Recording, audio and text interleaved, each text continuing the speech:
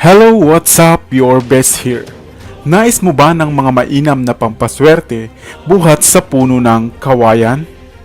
Batid mo bang mayroon palang 5 na uri ng mga gamit at pampaswerteng maaari mong makamit buhat sa punong ito?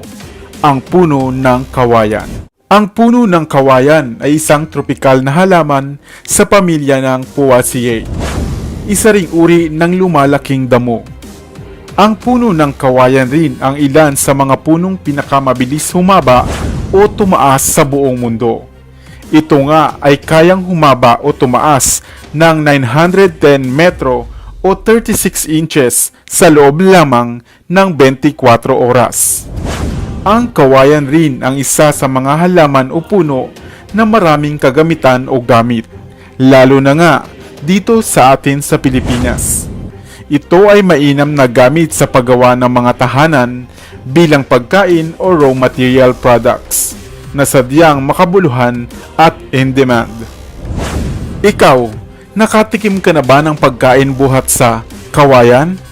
Kung oo, ay iwan ka naman ng comment sa comment section sa ibaba. Subalit batid mo rin ba na ang punong ito o ang halamang kawayan ay nagtataglay ng 5 o higit pang mga gamit o bertud at mutya? Iyan ang iisa-isahin natin. Ano ang mga taglay nitong bisa at papaano nga ba ito gamitin?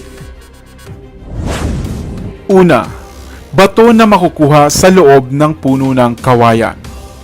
Bibihira ka lamang makasumpong o makahanap nito, sapagkat ang pinagpala lamang ang makasusumpong nito o kung kusa itong ipagkaloob sa iyo. Isang bato na nasa loob ng buyos ng kawayan.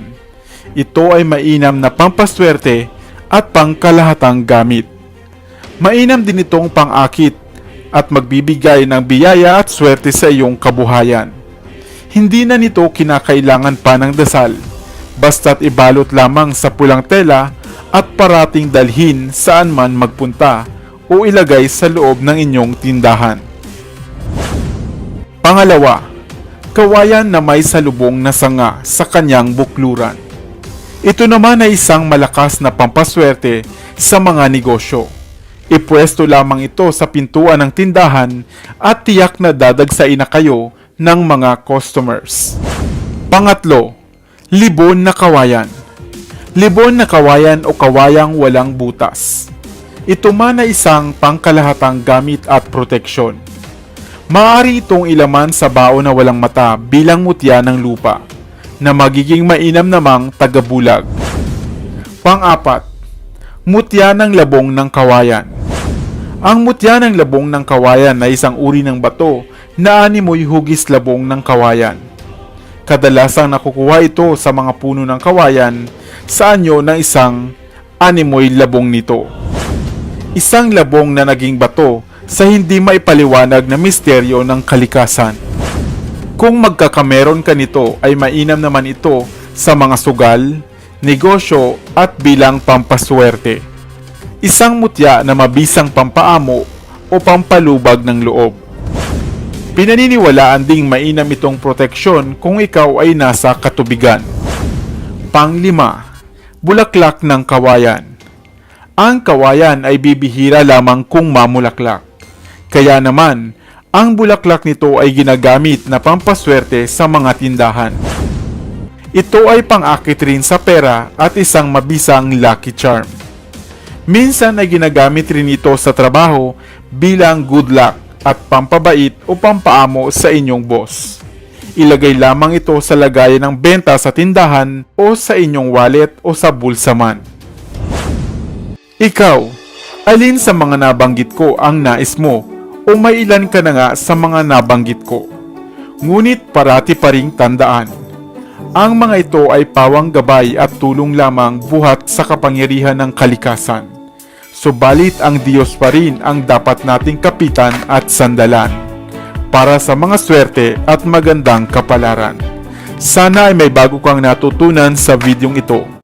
Nakakita ka na ba ng halamang damo na kung tawagin ay kugon?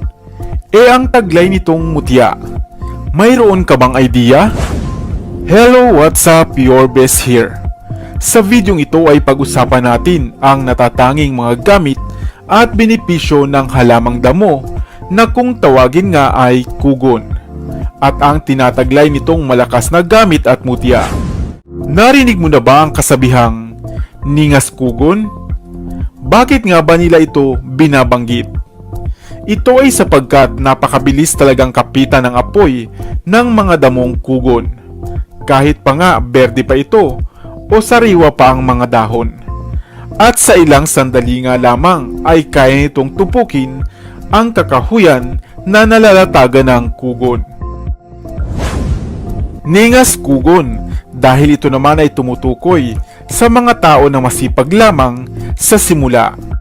Subalit ano nga ba ang kugon? Ang Emperata cylindrica o mas kilala bilang kugon grass o kugon grass ay isang klase ng maugat na halamang damo na popular sa mga kontinente ng Asia, Africa, Australia at Europa. At kilala nga na isa sa mga madaling pagmula ng sunog sa mga kabundukan. Ang kugon ay kilala din sa iba pang katawagan tulad ng kunay grass, bloody grass, spear grass, sword grass, alang-alang o cotton wool grass. Tumataas ito ng 2 hanggang 10 talampakan at mayroong mga dahon na nasa 2 sentimetro naman ang lapad. Subalit ang bawat gilid ng dahon nito ay nagtataglay ng mga silica crystals, kaya ito ay matalas nga at nakasusugat. Napakaraming ugat ang kugon grass na humahaba nga ng hanggang 1.5 metro kung minsan. Kung kaya naman, kahit pa nga sunugin mo ito ay sisibol itong muli gamit ang mga malulusog nitong ugat. Subalit bago natin talakayin at pag-usapan ang taglay nitong mutya, ay alamin muna natin kung saan-saan mo nga ba ito maaaring magamit. Ang kugon grass ay karaniwang ginagamit bilang bubong sa mga itinatayong bahay o kubo sa mga kanayunan. Ang kugon rin na isang halamang ornamental at maaari mong gawing garden plants. Partikular na ang klase nito na kung tawagin ay Red Baron. Ang kugon dahil sa mayaman ito sa potassium ay ginagamit rin ng ilang mga kumpanya sa paggawa nila ng mga cosmetics o pampaganda. Sa mga lugar naman sa Australia, ito ay panghalili nila sa asin dahil sa mataas ang saline content nito. Ito rin ay kilalang tradisyonal na medisina na gamit ng mga Chinese. Ang abo nito ay maaari mong gamitin bilang panghalili sa asin. Maaari mo namang kainin ang ugat nito dahil ito ay matubig at manamis-namis at mayaman sa harina o starch. Ang mga dahon ng kugon grass ay ginagamit din sa paglalala ng mga mats, bags at mga raincoats. At ginagawa namang papel ang malalambot na bahagi ng dahon nito. Kadalasan din itong itinatanim sa mga bundok o dalisdis upang maiwasan ang pagguho ng mga lupa o mga soil erosion.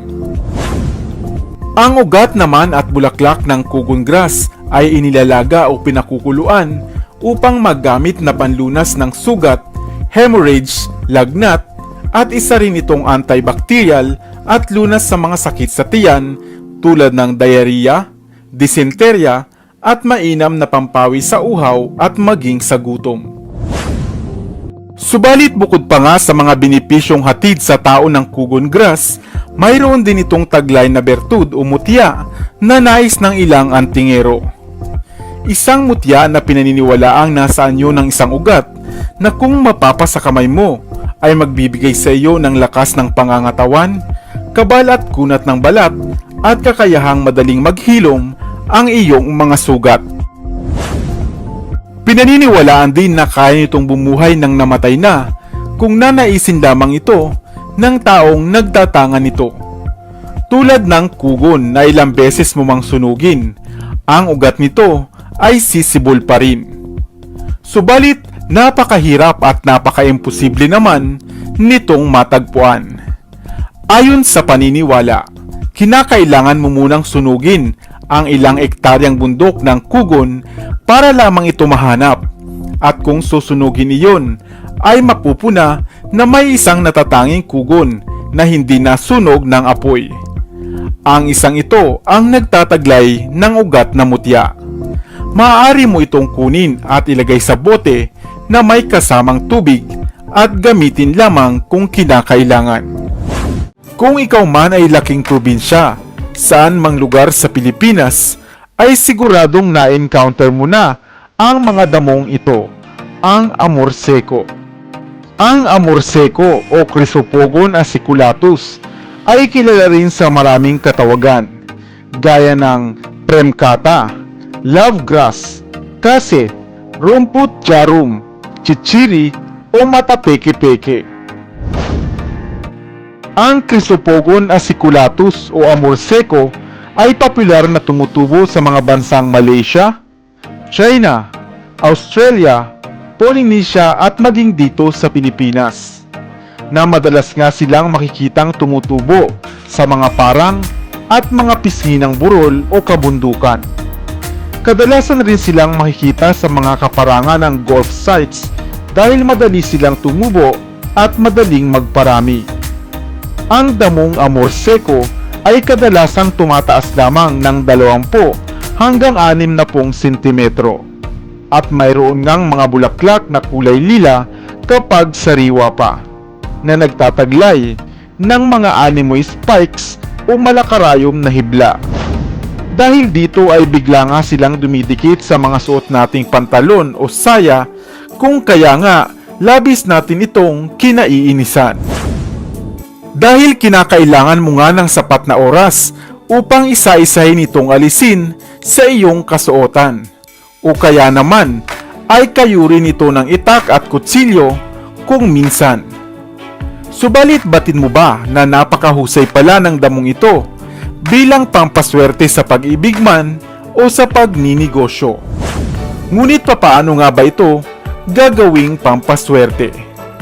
Pinaniniwalaan na sa araw ng Biyernes Santo o maging sa unang biyernes ng bawat buwan, sa sandaling mayroon daw mga dumikit na amor seco sa inyong suot na kasuotan, ay iyo itong kunin at ipunin. Ilagay ito sa isang pulang tela at samahan ng ilang barya. At pagkatapos nga, ay ilagay sa ilalim ng inyong kaha upang magsilbing panghatak ng swerte.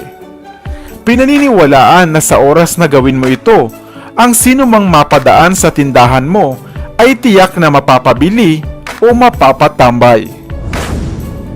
Subalit kung nais mo naman itong gamiting panghalina sa paghahanap mo ng love life o kapareha, ay maglagay ka naman ng ilang piraso nito sa bote ng ginagamit mong pabango upang magsilbi itong panghalina sa mga makakaamoy nito. Subalit maliban sa mga pampaswerteng hatid nito, ay mabisa rin ito sa mga karamdaman at may tuturing ang isang herbal plant. Ang pinakulong ugat ng amor seco ay maaaring maging lunas sa mga dumaranas ng diarrhea. At sa ibang bansa nga, alam mo ba na ito ay pinapainom nila sa mga taong nakainom o nakakain ng lason o ginagamit bilang poison antidote.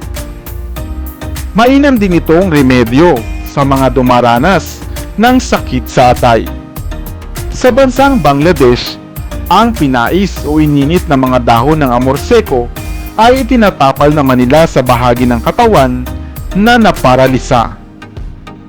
Sa India naman, ang ugat nito na dinurog kasama ng 5 piraso ng pamintang buo ay kinakain nila tuwing umaga habang wala pang laman ng sikmura upang malunasan ang mga stomach pain. Ayon sa pag-aaral ng mga herbal plants, ang amor seco ay isang mabisang antibacterial, anti-inflammatory, anti-cancer, at anti-arthritic potential. Kung kaya naman, lubhangang kapakipakinabang ang damong ito na labis nating kinaiinisan. Sa inyong lugar, ano naman ang tawag ng amor seco? Nais mo rin ba itong gawing pampaswerte o bilang halamang gamot? Sana ay may bago kang natutunan sa videong ito. Dito na sa Best TV, tayo ay matuto. utak mapuno ng bagong kaalaman. Dito na sa Best BB, tayo ay lumibot. Lihim na mundo ay ating matuklasan. Dito yan sa Best BB, dito yan sa Best BB, dito yan sa Best BB. Sapagkat ang mga laki may alam. Dito yan sa Best Tara BB. bes, sabay-sabay tayo na matuto. Pagkat dito sa mundo lamang ang siyang marunong. Ating utak salina ng panibagong dunong. Mga bagay na sa buhay ay makakatulong. Mga sikretong kalikasan, para kung sakali alam mo ang kaligtasan. Mga usap